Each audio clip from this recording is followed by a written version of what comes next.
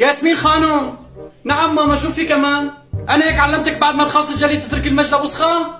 والله يا ماما تعبتني من الصبح وانا واقف على رجلي وعم اجلي. تعبت ماما، روحي نطفيها وليك بدك الناس يحكوا علينا؟ نلعي يلا. اجي ماما امرك رايحة اغسلها.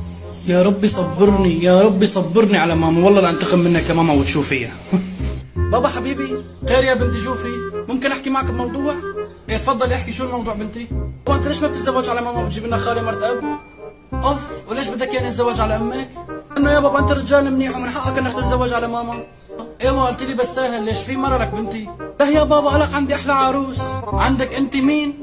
ام رفيقتي تلاتينية حزينة ارملة شعرها كيف كيفك. ام رفيقتك؟ وانا كيف بدي اتواصل معها؟ يا بابا بنتك ياسمين هون، بكره بجيب لك رقم بتحكي معه وبتظبطه وان شاء الله بتتزوجها. ها روحي الله يرضى عليك يا بنتي ويخلي لي اياك وما يحرمني منك لا دنيا ولا اخره. مو تكرم عيونك يا بابا، انا كم بابا عندي لك يخلي لي اياك وما يحرمني منك.